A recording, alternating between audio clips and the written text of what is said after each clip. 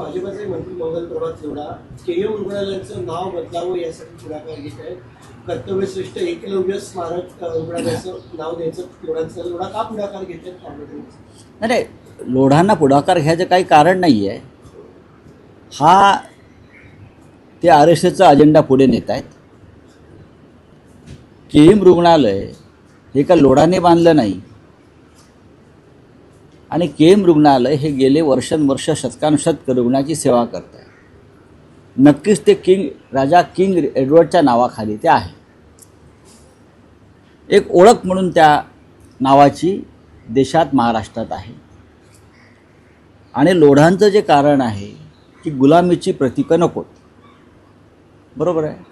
मग सगळ्यात आधी त्याने मी काल म्हटल्याप्रमाणे त्यांच्या ज्या वसाहती त्यांनी बांधलेल्या आहेत, हाऊसिंग कॉम्प्लेक्स, टॉवर्स, ती सगळी नावं इंग्रजी आहेत. त्यांच्या एका उंच टॉवरला प्रेसिडेंट ट्रम्पचं नाव आहे. सगळ्यात आधी त्यांनी प्रेसिडेंट ट्रम्पचं नाव आपल्या टॉवरवरून काढलं पाहिजे आणि त्या टॉवरला छत्रपती शिवाजी महाराजांचं नाव दिलं पाहिजे. त्यांचे इतर काही टॉवर्स आहेत, त्याची नावं अशीच काहीतरी एडवर्ड वगैरे टाईप आहेत इंग्रजी. मग त्यांची नावं एकलव्य, द्रोणाचार्य, कृपाचार्य, दुर्योधन टॉवर्स, महाभारतातली जी पात्र आहेत Draupadi towers, Shakuni towers, Vidur towers,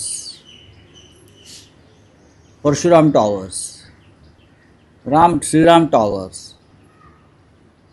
जे डोंबिवलीत ते काय पालवा आहे ना, पलावा आहे, त्याला दुर्योधन कॉम्प्लेक्स म्हणा, महाभारतातलं पात्र आहे. तुम्हाला जर दुर्योधन हिंदू होता, कुठेतरी इतर नावं घ्या, बिभीषण टॉवर करा. एवढं जर तुम्हाला संस्कृती आणि धर्माची चिंता आहे तर करा ना. केमच का मग स्वतःपासून सुरुवात करा, नक्कीच करा. काल शिवसेनेने त्या संदर्भात आंदोलन केलं.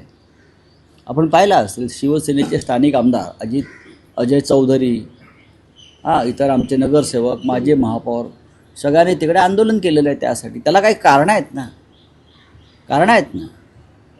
ट्रम्प टॉवरचं नाव ज्या दिवशी ते बदलून छत्रपती शिवाजी महाराज करतील किंवा त्यांच्या इतर सगळ्या टॉवरची नावं जी इंग्रजी आहेत, गुलामीची प्रतीक आहेत, ती बदलून मी सांगितली त्याप्रमाणे दुर्योधन, शकुनी बरं का वगैरे वगैरे करतील, तर तेव्हा आम्ही साधारण त्याच्यावरती विचार करू.